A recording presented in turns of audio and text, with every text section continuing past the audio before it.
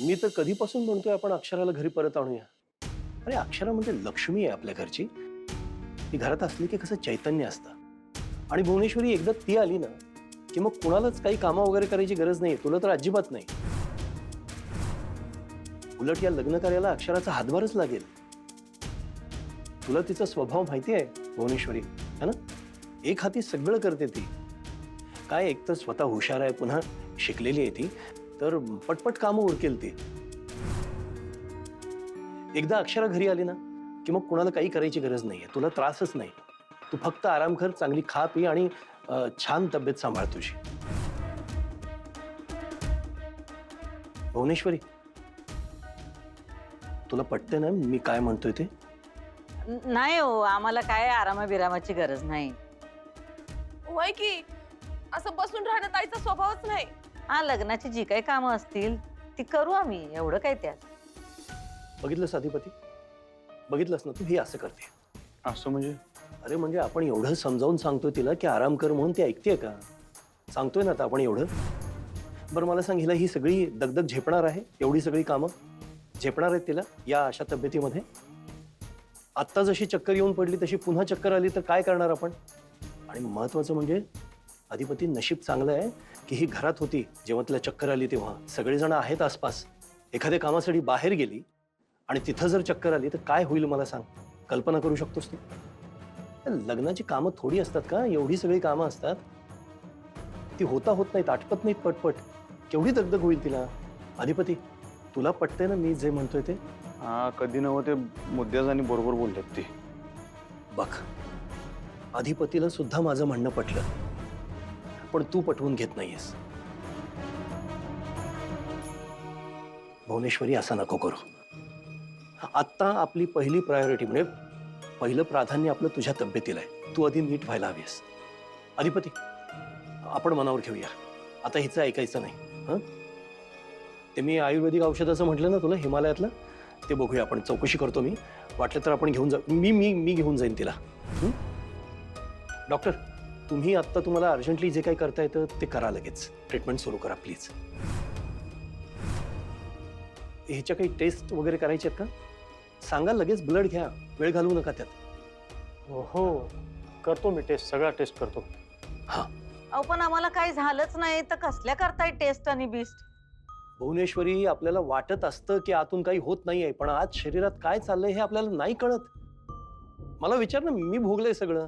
भुवनेश्वरी, आत्ता काल परवा मी बातमी वाचली की एक काका असेच मध्यम वयाचे, ते बोलता बोलता चक्कर येऊन पडले. कोणाला काही कळेच ना. ते सुद्धा असं नाकारायला लागले की मला काही झालेलं नाहीये वगैरे म्हणून. हॉस्पिटलमध्ये जेव्हा ऍडमिट केलं ना तेव्हा कळलं 98% ब्लॉकेज होतात हार्टच्या त्या वेनमध्ये. अधिपती, त्यांच्यावरती ट्रीटमेंट झाली म्हणून ते वाचले, असं लिहिलंय त्या बातमीत. नाहीतर अनर्थ झाला असता की नाही सांग? अरे एक वय असतं प्रत्येकाचं, हृदय आपलं कमकुवत होतं. आमचं हृदय काही कमकुवत नाही, आम्ही लई स्ट्रॉंग आहे. तेच सांगतोय भुवनेश्वरी, असं आपल्याला वरून वाटतं. आतमध्ये काय झालंय हे आपल्याला कळत नाही. त्याच्यासाठी डॉक्टर आहे, ट्रीटमेंट आहे. होय वय, ताई का नाही आतून बाहेरून दोन्हीकडून स्ट्रॉंगच आहे.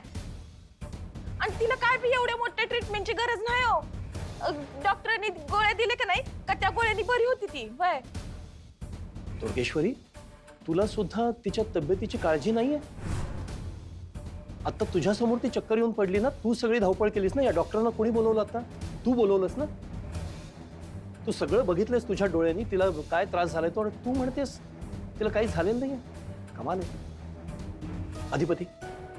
अधिपती, मला असं वाटतंय की भुवनेश्वरीच्या तब्येतीबाबत आता हलगर्जीपणा करून चालणार नाही. काय माझं ऐकत नाहीये. तू निर्णय घे आता. हलगर्जीपणा बिलकुल चालणार नाही. आईसाहेब ऐका, डॉक्टर जर म्हणले तर आपण एकदा ऍडमिट करूया. डॉक्टर साहेब, तुम्ही काय ती ट्रीटमेंट चालू करा. हा, अधिपती करेक्ट आहे. हेच व्हायला पाहिजे. तब्येतीच्या बाबतीत असेच पटापट निर्णय घ्यायला पाहिजेत. डॉक्टर, चला आपण ऍडमिट करूया तिला. ब्लड टेस्ट वगैरे सगळं तिकडे करू आपण. अहो तुम्हाला सांगितलं ना एकदा, आम्ही ठीक आहोत म्हणून. काय गरज नाही ऍडमिट बिडमिट करायची. भुवनेश्वरी, तुला समजत नाहीये का? या डॉक्टरना वेड लागले का?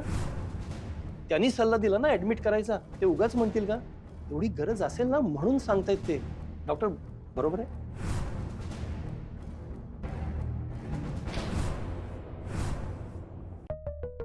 काय सिरियस नाही, आम्हाला कळतं आमच्या शरीराबद्दल. आम्ही एकदम फिट आहे. डॉक्टर आता प्लीज तुम्ही गप्प राहू नका, तुम्ही बोला. दुर्गेश्वरीने तुम्हाला अर्जंट बोलावून घेतलं ना, म्हणून तुम्ही एवढी धावपळ करत आलात ना इथे. हा, धावत आलात तुम्ही. मी बघितलं तुम्हाला. तुम्ही आल्यानंतर बीपी चेक केलं ना? हो बीपी तर चेक केलाय मी. मग काय काय बीपी आहे तिचं? थोडा वाढलाय बीपी. म्हणजे डॉक्टर हिच्यावरती लगेच उपचार करायला हवेत, लगेच हिला ऍडमिट करायला हवं, हे बरोबर आहे ना? सांगा डॉक्टर, लवकर. वेळ वेळ जातोय, वेळ महत्वाचा आहे. हो म्हणजे ते हो ना?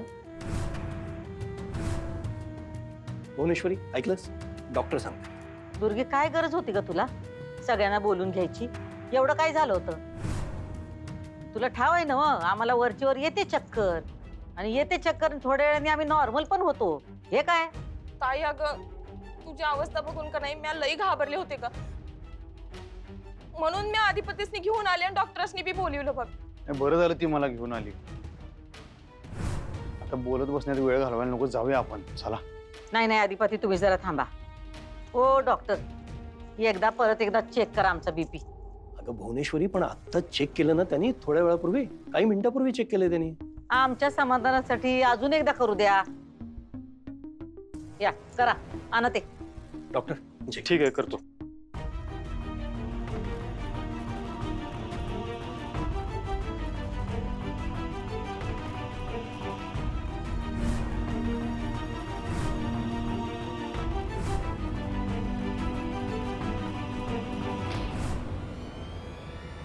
बीपी नॉर्मल आहे आता.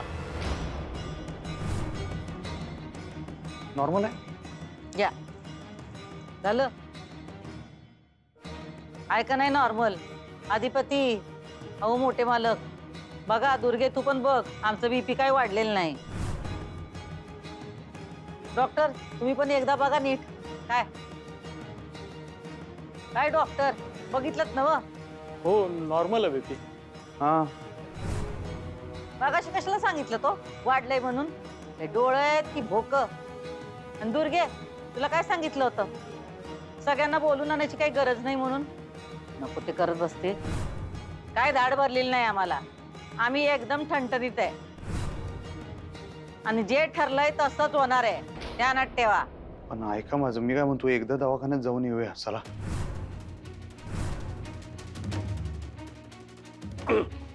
आता आम्हाला काही झालेलंच नाही अधिपती, तर कशा पायी जायचं दवाखान्यात? भुवनेश्वरी ठीक आहे, तुला नाही जायचं ना, इथे विश्रांती घ्यायची ना, घे. शेवटी काय तुझी तब्येत बरी असण्याशी आम्हाला मतलब.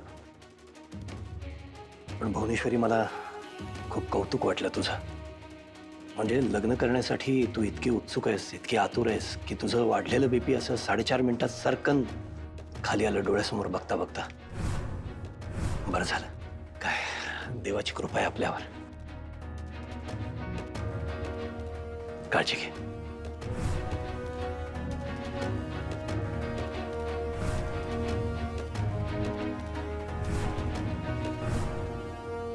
विद्या, अहो काय हो, किती उशीर लावलात यायला तुम्ही आज? अगं बाजारातून यायलाच एवढा वेळ लागतो, तेवढाच वेळ लागला मला. नाही आज तुम्ही थोडा जास्तच उशीर लावलात. विद्या, आपण एखाद्याची वाट बघत असतो आणि त्या व्यक्तीला 1 मिनिट जरी उशीर झाला किंवा आपण ठरलेल्या ठिकाणी वेळेआधी पोहोचलो आणि आपल्याला भेटणारी व्यक्ती जरी वेळेत पोहोचली तरी आपल्याला असं वाटतं की त्या व्यक्तीला उशीर झालाय. जसं की आता तुला वाटतंय की मला उशीर झाला. ते जे काही आहे मला माहिती नाही. मला फक्त एक सांगा, तुमचं अक्षराशी बोलणं झालं का? हो झालं. मग काय म्हणाली अक्षरा? खरंच अधिपती आणि अक्षरा भेटले का हो? नाही म्हणजे इरा सांगते ते खोटं आहे ना? आपल्याशी अक्षर खोटं नाही ना बोलली? विद्या, अगं थांब जरा, किती प्रश्न विचारशील? हो वेळच तशी आहे. तुम्हाला कळत नाहीये का? आपल्या दोघी मुली एकमेकींवर आरोप प्रत्यारोप करायला लागल्यात. दोन्ही नाही, फक्त इरा आरोप करते. म्हणजे इरा खोटं बोलतीये ना? अर्ध खोटं अर्ध खरं. अहो सर, कोड्यात नका हो बोलू. मला सांगा, खरंच अक्षरा आणि अधिपती भेटले होते का? काय काय बोलली काय तुम्हाला अक्षरा? हो, भेटली होती अधिपतीला अक्षरा. म्हणजे इरा म्हणत होती ते खरं होतं? इरा खरं बोलली. पण अक्षरा अधिपतींना मुद्दामून भेटायला गेली होती हे खोटं आहे. म्हणजे अधिपती अचानक तिथे भेटली तिला. ती चारुहासरावांनाच भेटायला गेली होती तिथे मंदिरात, पण अधिपती अचानक भेटली तिला. अधिपती कसे काय आले होते तिथे अचानक? ते देवाला माहिती. बरं काय बोलणं झालं म्हणे त्या दोघांमध्ये? अक्षरा काय बोलली? अक्षराने सांगितलं का हो ती बाळांत येते त्यांना? हे बघ, मी नाही विचारलं तिला त्यांच्यात काय बोलणं झालं ते. ती आल्यावर सांगेल ना आपल्याला. पण ती अधिपतींना भेटली म्हणून खडसावलं मी तिला. अहो असं नका ना करू. आत्ता अक्षरा आणि अधिपती एकत्र येणं महत्वाचं आहे. मला नाही वाटत. तुम्हाला वाटणारच नाही हो कधी. त्यासाठी ना बाईचा जन्म घ्यावा लागतो आणि आई व्हावं लागतं, आई. अहो अशा दिवसांमध्ये बाईला सगळ्यात जास्त गरज असते ती नवऱ्याच्या साथीची. आजूबाजूला कितीही जवळची माणसं असली ना तरी तिला गरज असते ती नवऱ्याच्या साथीची. पण हे तुम्हा पुरुषांना कधीच कळणार नाही. आम्हा पुरुषांनाही मन असतं ग विद्या. अगं स्त्री आई होणार असेल तर पुरुष पण बाप होणारच असतो ना. पुरुषाच्या डोळ्यात पाणी दिसणार नाही तुम्हाला, पण त्याच्याही मनात मायेची नदी वाहतेच ना. हो कळतंय मला, पण आता अक्षराच्या बाळाची काळजी आपण घेतली पाहिजे ना. फक्त अक्षराच्या बाळाची नाही ग, आपल्या बाळाची म्हणजे अक्षराची पण काळजी घ्यायला हवी आपल्याला. अगं पिरूच म्हणाली होती ना आपल्याला की भुवनेश्वरी मॅडम अक्षराच्या जीवावर उठल्यात म्हणून मला वाटतं की तिने त्या घराची पायरी चढू नये, त्या माणसांना भेटू नये. यात माझं काय चुकतं? नाही तुमचं काही चुकतं असं म्हणतच नाही हो मी, पण अक्षराच्या मनाचाही विचार केला पाहिजे ना आपण. तिच्या मनाचा विचार करतोय ना, म्हणूनच तिला एका गोष्टीची परवानगी दिली आहे मी. कोणत्या? अधिपतीचं आणि तिचं नातं दुरुस्त करायला मी तिला 10 दिवसाचा वेळ दिलेला आहे. तिनेच मला सांगितलं की येणाऱ्या 10 दिवसात अधिपतीचं आणि तिचं नातं ती पूर्ववत करेल. नाहीतर काय? नाहीतर मी सांगेन तसं ती वागेल आणि मी तिला पुन्हा त्या घरात पाठवणार नाही.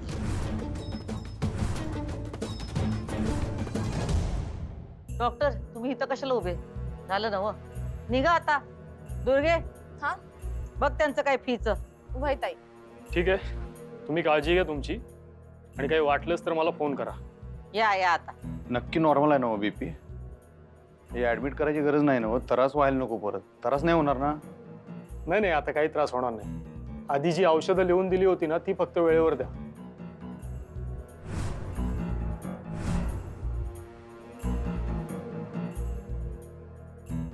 तुम्ही आराम करा. हां बरं वाटेल. मी ते काय गोळ्या बिळ्या म्हणतात ते घेऊन येतो. तू थांब आईसाहेबांसंग. वय. चला.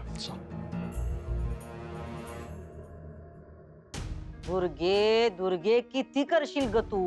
आता मी काय केलं ताई? पिक्चर मध्ये असतीस तर तुला मोठा अवॉर्डच मिळाला असता की ग. हा अगदी आम्ही मरायला टेकल्यावानी वागत होतीस. ताई अगं आपलं ठरलं होतं तसंच तर केलं म्या. आम्ही तुला एवढा राडा घालायला सांगितला नव्हता.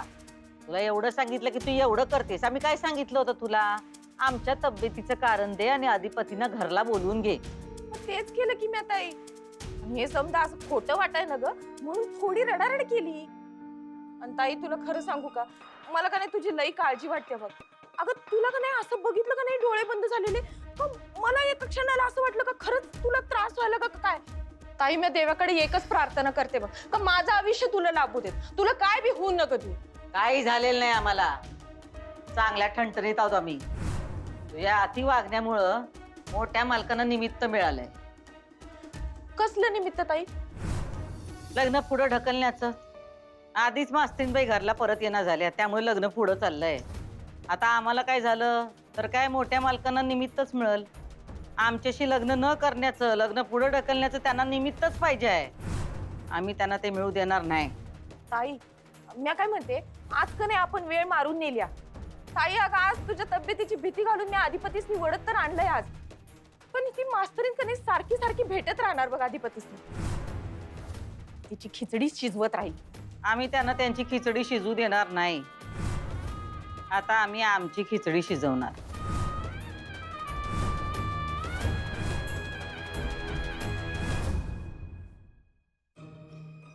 हा बाबा, घरी सगळं ठीक आहे ना? आणि मॅडमचं काय झालं? भुवनेश्वरी, तिला काही झालेलं नाही अक्षरा. मला वाटलंच होतं त्यांना काही झालेलं नसणार आहे. एक नंबरची नाटकी बाई आहे ती, बाकी काही नाही. तुम्ही बोललात ना त्यांच्याशी? बोललो ना मी, आणि अगदी शांतपणे बोललो ना अक्षरा, तू सांगितल्याप्रमाणे. म्हणजे मला जे करायला आवडत नाही ते केलं मी असं दाखवलं की मला तिची खूप काळजी आहे. तिची चौकशी वगैरे केली प्रेमानं. हां, त्रास होत होता हे करताना, राग येत होता मनातनं तिचा, पण कंट्रोल केलं मी. बाबा सॉरी. बाळा, तू का सॉरी म्हणतेस? तुमची इच्छा नसताना तुम्हाला काय काय करावं लागतंय, इतक्या गोष्टी कराव्या लागतात. खरंच सॉरी बाबा. अक्षरा, तुझ्यासाठी, अधिपतीसाठी, तुमच्या संसारासाठी काय वाटेल ते करेन मी. तुला माहिती आहे ना, माझा सगळा राग कंट्रोल करेन, भुवनेश्वरीशी प्रेमानं वागेन वेळप्रसंगी. उद्या ती जर आजारी पडली ना तर तिची सेवा सुद्धा करेन मी. पण ती खरी आजारी पडायला हवी ना आधी. अक्षरा, तुला सांगतो, पाताळ यंत्रीपणाचा कळस आहे, कारस्थानी नीच बाई आहे ती. आज काय केलं त्यांनी? अगं, मी हॉलमध्ये होतो तर माझ्या डोळ्यासमोरून ती आधी तो डॉक्टर, मग भुवनेश्वरी, मग अधिपती गडबडीने तिच्या रूममध्ये गेले. तर अचानक काय झालं म्हणून ते बघायला मी गेलो त्यांच्या रूममध्ये, तर हिनं व्यवस्थित सगळा सीन क्रिएट करून ठेवला होता. अगदी आजारीपणाची कळा वगैरे घेऊन अंथरुणावरती पडलेली होती. तो डॉक्टर बीपी तपासतोय असा सगळा सीन चालू होता तिथं. मग मला कळलं की हिचं म्हणे बीपी शूट झालंय आणि त्यामुळे तिला म्हणे चक्कर आली आहे. मग मला एक आयडिया सुचली अक्षरा. मी तिथल्या तिथे एक खेळी केली. मी म्हटलं की तुझं बीपी शूट झालंय ना, तुझी तब्येत बरी नाही आहे ना, तर आपण लग्न पुढे ढकलूया. तुझी तब्येत महत्त्वाची आहे म्हटलं, तुला उपचारांची गरज आहे आधी, तर ते आधी करूया. म्हटलं ते एक हिमालयात काहीतरी या सगळ्या स्ट्रेसवरती उपचार करतात, आपण हिमालयात जाऊया असं म्हणालो मी. तर गडबडली ती. मी तिथले त्या अधिपतीला विचारलं, म्हटलं अधिपती तुझं काय म्हणणं आहे, लग्न करायला हवं आधी का आधीची तब्येत महत्त्वाची? तर अधिपती ऑब्व्हियसली म्हणाल ना, नाही नाही नाही, आधी आमच्या आईसाहेबांची तब्येत महत्त्वाची, त्याच्या पुढं काय नाही, असं तो म्हटलाच लगेच. वाटलं. मग काय झालं? मग काय, इकडे ही अस्वस्थ झाली ना भुवनेश्वरी. चेहरा पांढरा फटक पडला होता तिचा, चिडचिड करायला लागली, मला काही झालेलंच नाही म्हटली. ॲडमिट व्हायला अजिबात तयार नाही. तिनं त्या डॉक्टरला परत बीपी चेक करायला लावलं ग. तुला कळतंय ना, तिला काय वाटेल ते करून लवकरात लवकर लग्न करायचं आहे. मग त्यासाठी तिनं त्या डॉक्टरवरती राग काढला, त्या दुर्गेश्वरीला शिव्या घातल्या, सगळं केलं, पण ॲडमिट व्हायला काही तयार नाही बाई. बाबा काही झालंच नाही त्यांना तर कशा होणार ऍडमिट? एक्झॅक्टली. पितळ उघडं पडलं ना तिचं माझ्यासमोर. एवढ्या अर्जंटली जी नाटकं करून अधिपतीला बोलवून घेतलं होतं तसं काही झालेलंच नव्हतं. पण अक्षरा ती असंच वागत राहणार, हेच सगळी नाटकं करत राहणार. आणि मला बरोबर कळलंय त्याला हँडल कसं करायचं. तू काळजी करू नको, मी आहे इथे. तुम्ही आहात म्हणून बाबा, खरंच सांगते, तुम्ही आहात म्हणून मला कसली काळजी नाहीये. मला हे सगळं करतोय आपण, तू फक्त परत ये लवकर घरी, बस, बाकी काही नको आहे मला. हो, मी लवकरच परत येईन आता घरी. तुम्ही आजची सिच्युएशन खूप छान हँडल केली. आपल्याला इथून पुढेही असंच करायचंय. तुम्ही काही बोलू नका त्यांच्याशी. पण त्याचा काय फायदा आहे अक्षरा? फायदा होणार आहे बाबा. अक्षरा, मी तुला सांगू का, मी हे आज तिच्याशी बोललो वगैरे, पण मला हे जमणार नाहीये बाळा. मला त्रास होतो असं खोटं वगैरेचा. माहितीये मला बाबा, पण फक्त काही दिवस वाट बघा. या सगळ्यामध्ये आपलाच फायदा होणार आहे. कसला फायदा म्हणतेस अक्षरा? मी घरी आले की सांगेन बाबा तुम्हाला, पण आपला खूप मोठा फायदा होणार आहे. आपला म्हणजे?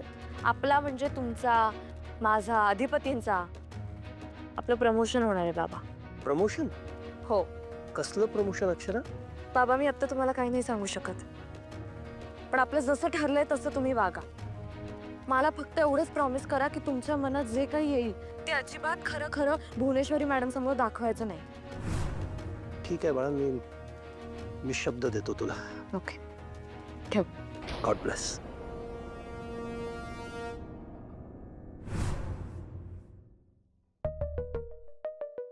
हे बघा, या त्यांना डॉक्टरने दिलेल्या गोळ्या. अधिपती आता गोळ्या न ग आम्हाला. आता गोळ्या नको म्हणजे तब्येत कोणाची बिघडल्या? न ग अधिपती. असं करू नका. टायमाच्या टायमाला गोळ्या घ्या म्हणून डॉक्टरनं 10 वेळा सांगितलं माझ्या कानात. घ्या. घेतो तुम्ही ठेवा तिकडं आणि या जरा बसा. बसा समोर बसा.